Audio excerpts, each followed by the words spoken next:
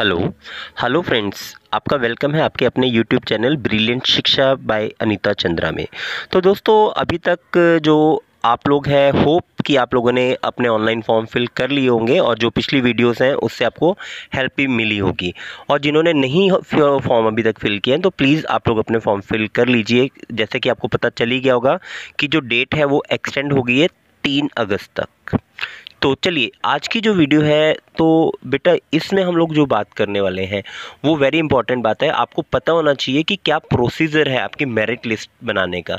कई बच्चे, अगर हो सकता है आपके जो फ्रेंड है उसके सेम आपके बराबर परसेंटेज हो, लेकिन उसको स्कूल अलॉट हो गया और आपको स्कूल जो है वो अलॉट ना हुआ, उसका क्या रीज़न होगा वो हम लोग सब इस वीडियो में बात करेंगे।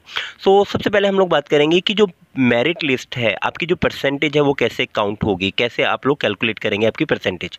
सो जो परसेंटेज कैलकुलेट करते हैं उसमें परसेंटेज कैलकुलेट करने के लिए हमारे पास दो तरीके हैं।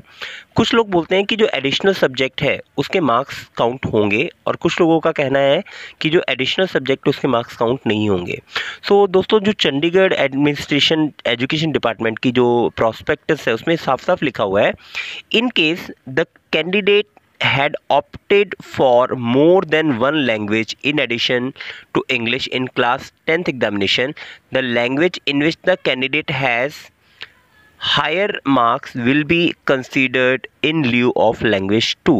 सो यहाँ पर साफ साफ लिखा हुआ है, अगर आप लोग इसे पढ़ेंगे, यहाँ पर साफ साफ ये लिखा हुआ है इन पैराग्राफ में कि अगर आपके सेकंड लैंग्वेज की जगह आपने जो भी सब्जेक्ट लिया है, फॉर एग्जांपल आपने हिंदी और हिंदी आपका सेकंड लैंग्वेज है, उसमें आपका एक एडिशनल आपने पंजाबी ले लिया, अगर पंजाबी के मार्क्स ज़्यादा हैं तो आपके हिंदी के मार्क्स हटा करके पंजाबी के मार्क्स वहाँ पर काउंट कर लिए जाएंगे आपकी परसेंटेज के लिए। ठीक है, तो आप लोगों ने ये ध्यान रखना है कि जब आपने अपनी परसेंटेज काउंट करनी है, सो उसमें अगर आपके एडिशनल सब्जेक्ट आपने पढ़ा है तो एडिशनल सब्जेक्ट में आप क्या करेंगे, आपके जो जिस भी सब्जेक्ट में मार्क्स कम है, लेकिन लैंग्वेजेस के टाइम में आपका इंग्लिश कंपलसरी है, उसके मार्क्स ऐड होंगे, मैथ के मार्क्स ऐड होंगे, सोशल साइंस के मार्क्स ऐड होंगे और साइंस के मार्क्स भी ऐड होंगे। लेकिन अगर लैंग्वेज 2 में और एडिशनल सब्जेक्ट में ज़्यादा मार्क्स हैं, जिसमें ज़्यादा मार्क्स है उसको आपने ऐड कर लेना है, और जिसके मार्क्स कम है उसको आपने हटा देना है। तो ये तो रही बात परसेंटेज की। ठीक है, चलिए आगे देखते हैं। सो कहते हैं in case of open school examination marks in any 5 subject, अगर कोई ओपन स्कूल का बच्चा है तो उसके जो भी 5 सब्जेक्ट में मार्क्स आए हैं जिनके बेसिस पे उसको पास डिक्लेयर किया, उन 5 के जो मार्क्स हैं वो उसकी परसेंटेज में काउंट होंगे। चलिए, सेकंड पॉइंट बोल रहे हैं, अब यहाँ पर है टाई की बात। टाई मीन्स, फॉर एग्जांपल मैं बात करता हूँ, दो बच्चे हैं रोहित और मोहित। सो रोहित और मोहित दोनों के जो मार्क्स हैं वो इक्वल हैं, फॉर एग्जांपल 68.8% है। अब दोनों में से जो आपका रैंक होगा उसमें किसको ऊपर रखा जाएगा, किसको नीचे रखा जाएगा मेरिट में। सो मेरिट में वो बोल रहा है अगर फर्स्ट टाई होता है तो उसके लिए क्या करना है, if 2 or more candidate having same total number then a candidate getting higher marks as mention under first tie will rank higher in order of the merit. तो अब ये फर्स्ट टाई अलग अलग सब्जेक्ट कॉम्बिनेशन के अलग है। For example science वाले बच्चे हैं तो साइंस वालों के लिए मैथ और साइंस के मार्क्स देखे जाएंगे।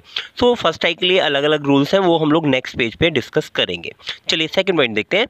इफ 2 और, अब अगर वो कहता है कि फर्स्ट टाइम में भी इक्वल हैं तो उनको हमने कैसे देखना है, सब्सिक्वेंट टाइम में जो मार्क्स हैं उसके वो चेक करने हैं। सो ये हम लोग आगे डिस्कस करेंगे ये क्या है। अब if 2 or more candidate are having the same marks under first tie and subsequent tie, the candidate having higher age shall rank higher in order of the merit. अब मान लो किसी बच्चे के जो मार्क्स हैं फर्स्ट टाइम में भी same आ रहे हैं, 2 बच्चों के, 3 जितने के भी आ रहे हैं, सेकंड में भी सेम आ रहे हैं, तो उसके बाद उनके एज देखेंगे, तो जिसकी एज हायर होगी वो रैंक में हायर हो जाएगा।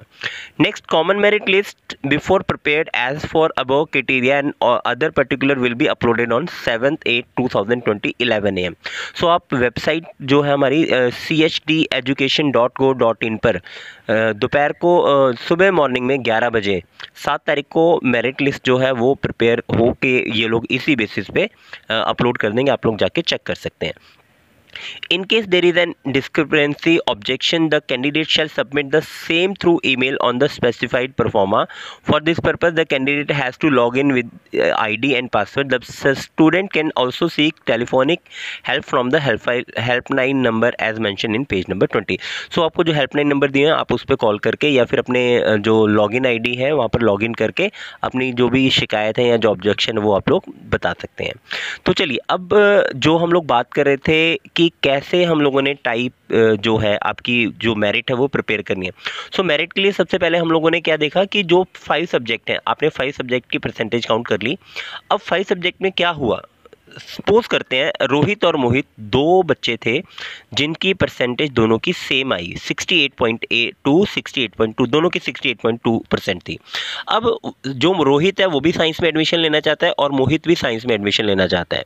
सो अब क्या होगा, उनके टाई के लिए हम लोग देखेंगे मैथ और साइंस में। सो जिनका मैथ और साइंस का टोटल, फॉर एग्जाम्पल रोहित के मैथ में 50 और साइंस में 60, तो इसके टोटल हो गया 110। और जो दूसरा बच्चा था उसके मैथ में 60 और साइंस में भी 60, तो 60 60 120 हो गए। तो जो सेकंड वाला बच्चा है उसको रैंक में हायर रख देंगे और जो फर्स्ट वाला बच्चा था उसका सेकंड रख। अब बाई चांस सपोज करो साइंस, दोनों के दोनों बच्चे साइंस लेना चाहते हैं और दोनों के फर्स्ट टाइम में सेम सब्जेक्ट आ गए। सो फिर हमने क्या देखना है, मान लो दोनों के 110 फर्स्ट टाइम में आ गए, तो अब हमने क्या चेक करना है, अब हमने देखना है सेकंड टाई। तो सेकंड टाई के लिए हमने इंग्लिश के मार्क्स देखने हैं। तो जिसके इंग्लिश में ज़्यादा मार्क्स होंगे वो रैंक में हायर हो जाएगा, जिसके कम होंगे उसको वो नीचे आ जाएगा। अब सपोज करो उनका फर्स्ट टाइम में भी सेम मार्क्स आ रहे हैं और इंग्लिश में भी सेम मार्क्स आ रहे हैं। अब उसके बाद जो रैंक होगा, जिसकी एज ज़्यादा होगी उसको रैंक में ऊपर रख देंगे। फॉर एग्जांपल रोहित की एज मान लो 15 ईयर्स है और जो मोहित है उसकी एज 14 ईयर्स है, तो जो रैंक में है वो ऊपर आ जाएगा रोहित, क्योंकि उन दोनों के फर्स्ट टाई और सब्सिक्वेंट टाई दोनों में सेम मार्क्स हैं। ओके चलिए, अब सेकंड एग्जांपल, सेम बच्चे हैं और वो कॉमर्स लेना चाहते हैं। सो कॉमर्स लेना चाहते हैं तो कॉमर्स के लिए हम लोगों ने देखना है मैथ और सोशल साइंस के मार्क्स। तो मैथ और सोशल साइंस के मार्क्स को ऐड करके देखेंगे, जिसके ज़्यादा होंगे उसको मेरिट में ऊपर रख देंगे, जिसके कम होंगे उसको नीचे रख देंगे। बाई चांस फर्स्ट टाइम में सेम मार्क्स आ गए तो सेकंड टाइम के लिए इंग्लिश के मार्क्स देखने हैं हम लोगों ने। ठीक है, तो चलिए सेम ऐसे ही हम लोग ह्यूमैनिटीज़ की बात करते हैं। आर्ट्स वाले बच्चों के लिए क्या कैसे होगा, आर्ट्स वालों के लिए फर्स्ट टाइम में हमने चेक करने हैं इंग्लिश और सोशल साइंस के मार्क्स। तो इंग्लिश और सोशल साइंस के मार्क्स को ऐड करेंगे, जिसके मार्क्स ज़्यादा होंगे उसको मेरिट में ऊपर रख देंगे, जिसके कम होंगे उसको नीचे रख देंगे। जब आप मेरिट लिस्ट देखोगे तो वहाँ पर आप देखोगे सेम परसेंटेज वाले बच्चे कुछ ऊपर होंगे कुछ नीचे होंगे, वो मेरिट तैयार करने का तरीका यही है। अब मान लो उनके यहाँ पर भी इक्वल है, तो फिर हमने देखे हैं उनके सेकेंड लैंग्वेज मीन्स जो अगर आपने इंग्लिश फर्स्ट लैंग्वेज पढ़ी है तो आपकी हिंदी सेकंड लैंग्वेज आ जाएगी, अगर आपने हिंदी फर्स्ट लैंग्वेज पढ़ी है तो इंग्लिश सेकंड लैंग्वेज हो जाएगी। इसके बाद अगर आपका आईटी है, इंफॉर्मेशन टेक्नोलॉजी है, फाइनेंशियल मार्केट मैनेजमेंट है, कॉस्ट अकाउंटिंग मीन्स कॉमर्स से रिलेटेड जितने भी कोर्स है प्लस आईटी, तो इसमें आपके जो मैथ के मार्क्स होंगे वो देखे जाएंगे, और अगर मैथ के मार्क्स इक्वल हैं तो फिर हमने इंग्लिश के मार्क्स आपने देखने हैं। तो इस तरह से आपके जो हैं वो मेरिट लिस्ट प्रिपेयर होगी। इसके बाद जो नेक्स्ट है वो है food production, front office operation, tourism, food nutrition, dietitian, food production, food nutrition and dietitian, retail, marketing, short hand, English, office procedure and practices, typography. इनके लिए आपका जो सब्जेक्ट है वो आपके मार्क्स देखने हैं टाई होने के बाद। इंग्लिश फर्स्ट टाई के लिए इंग्लिश देखेंगे और सेकेंड टाई के लिए सोशल साइंस देखेंगे। इसके बाद ही फिर इनकी जो मेरिट लिस्ट है वो प्रिपेयर होगी। इसके बाद नेक्स्ट है आपके जो वोकेशनल कोर्सेज हैं वो हैं automobile technology, AC refrigeration, electrical technology, electronics technology, AC and refrigeration. तो इन सब के लिए आपके साइंस के मार्क्स देखे जाएंगे फर्स्ट टाई के लिए, और सेकंड टाई के लिए लैंग्वेज हैविंग हायर मार्क्स। तो जो भी लैंग्वेज आपका एडिशनल सब्जेक्ट भी इसमें इंक्लूड है जिसमें ज़्यादा मार्क्स होंगे वो आपका देखेंगे, उसके बाद आप मेरिट में आ जाएंगे। अगर इन दोनों में इक्वल मार्क्स आते हैं तो फिर आपका एज वाला फैक्टर आएगा, जिसका एज ज़्यादा है वो मेरिट में ऊपर आ जाएगा। नेक्स्ट है beauty, wellness, yoga, fashion studies, textile designing. तो इनके लिए उन्होंने देखना फर्स्ट टाई के लिए सोशल साइंस और सेकंड टाई के लिए कोई भी लैंग्वेज जिसमें हायर मार्क्स हैं। इसके बाद एक कोर्स है 32 में medical diagnosis and health care. So इसमें जो मार्क्स देखे जाएंगे आपके फर्स्ट टाई के लिए साइंस के मार्क्स देखे जाएंगे और सेकंड टाई के लिए इंग्लिश के मार्क्स देखे जाएंगे। तो दोस्तों ये तरीका था हमारे पास preparation of the merit list. अब बात करते हैं allotment of the school. So अब स्कूल कैसे अलॉट होंगे, प्रिपेयर हो गई हमारी मेरिट लिस्ट, तो जो आपके स्कूल अलॉटमेंट है ये हम लोग नेक्स्ट वीडियो में बात करेंगे। Thank you very much, thanks for watching. तो तो चलिए अब हम लोग बात करते हैं कि आपको जो सीट अलॉटमेंट होगी वो किस तरह से होगी, आपको किस तरह से स्कूल अलॉट होगा या किस तरह से आपको जो स्ट्रीम है वो अलॉट होगी। सो सबसे पहले seat will be allotted on the basis of position in common merit list after deciding tie points. तो टाई पॉइंट्स के बारे में हम लोगों ने पिछले थोड़ी देर पहले बात की है। सो टाई पॉइंट्स के बेसिस पे जो भी कॉमन मेरिट लिस्ट बनेगी उसके बेसिस पे आपको सीट अलॉट होगी, number 1। Number 2, order of preferences of school and stream given by the candidate. तो दोस्तों जो आपने फॉर्म भरा है उसमें आपने 15 मिनिमम 10 ऑप्शन तो भरे ही हैं, कुछ बच्चों को 15 ऑप्शन है और कुछ लोगों ने 20 ऑप्शन भी भरे हैं। तो जो आपने ऑप्शन दिए हैं उन ऑप्शन के बेसिस पे आपको सीट अलॉट की जाएगी।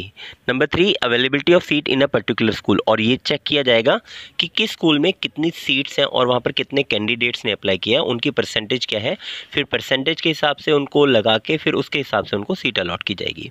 Number 2, candidate will be admitted in one school and in one stream only. तो ये ध्यान रखना है कि आपको एक ही स्कूल और एक ही स्ट्रीम मिलेगी। जो भी स्ट्रीम्स आपने ऑप्ट की हैं, जो भी ऑप्शन आपने भरे हैं, उनमें से आपको सिर्फ एक ऑप्शन में ही एडमिशन मिलेगी।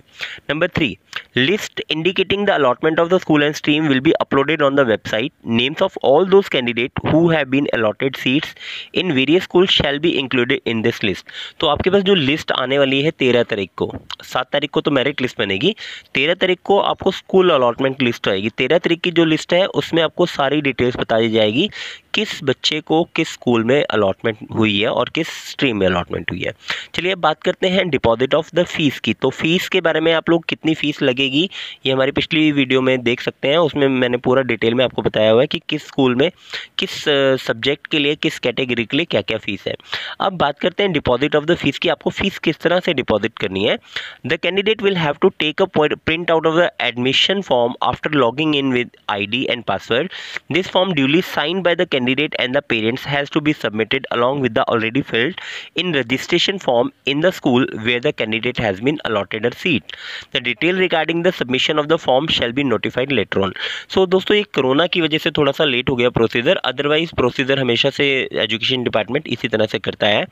आपको जो भी आपने प्रिंट आउट लेना है उस प्रिंट आउट पे आपके पेरेंट्स के सिग्नेचर और आपके सिग्नेचर की जगह बनी हुई है, वो सिग्नेचर करने के बाद जो भी आपका स्कूल अलॉटेड होगा आपको प्रिंट आउट जो भी फॉर्म का है वो लेके जाना है उस स्कूल में, और उस स्कूल में ले जाने के बाद आपको वहाँ स्कूल में फ़ीस सबमिट करानी, जो भी आपकी फ़ीस आपकी बनी हुई है। फ़ीस की डिटेल्स के लिए आप लोग पिछली वीडियोज़ में जा सकते हैं। The detailed instruction to deposit fees and verification of document in the school where the candidate has been allotted a seat shall be notified later on along with the display of the merit list as per the guidelines of the MHA owing to the current COVID-19 pandemics. तो दोस्तों ये जो इसकी वजह से जो भी guidelines आएंगी MHA की, आपको स्कूल अलॉट होगा, आपको वहाँ अपने सारे डॉक्यूमेंट्स लेके जाने हैं, उनको वेरीफाई कराना है, चेक कराना है, वो आपको चेक करने के बाद आपको एडमिशन वहाँ पर मिल जाएगी। उसके बाद कुछ जनरल इंस्ट्रक्शन है जो आपको जानना बहुत ज़रूरी है, तो ये जनरल इंस्ट्रक्शन देख लेते हैं क्या क्या है आपके लिए। Number 1, admission can be refuse to any candidate on valid reason. तो ये डिपेंड करता है स्कूल के ऊपर कि स्कूल आपको एडमिशन रिफ्यूज़ कर सकता है, उसके पीछे लेकिन स्कूल को कोई वैलिड रीज़न देना होगा। Next, admission to all the student will be provisional till the verification of the mark sheet and other relevant document of the opening of the school. Admission will be confirmed only on production of the documents including migration certificate wherever applicable. So अगर कोई बच्चा दूसरे school के board से आता है तो उसको माइग्रेशन सर्टिफिकेट की ज़रूरत होगी, और ये जो एडमिशन है जब तक आपके डॉक्यूमेंट वेरीफाई नहीं हो जाते तब तक आपके लिए प्रोविजनल रहेगी। आपके डॉक्यूमेंट वेरिफिकेशन के बाद पहले डॉक्यूमेंट वेरीफाई होंगे, आपके जो भी आपकी मार्कशीट है या जो भी आपने डॉक्यूमेंट्स लगाए हैं, कोई सर्टिफिकेट लगाया है, उसकी वेरिफिकेशन के बाद ही आपकी जो सीट है वो कंफर्म होगी, ये ध्यान रखना है आपने। चलिए next, all foreigners overseas student are required to produce student visa, resident permit, applicant with other type of visas will not be considered for admission. अगर कोई फॉरेन स्टूडेंट यहाँ पर आके एडमिशन लेना चाहता है तो उसे स्टूडेंट वीज़ा या रेजिडेंशियल परमिट दिखाना होगा, अदरवाइज उसको एडमिशन नहीं मिलेगी।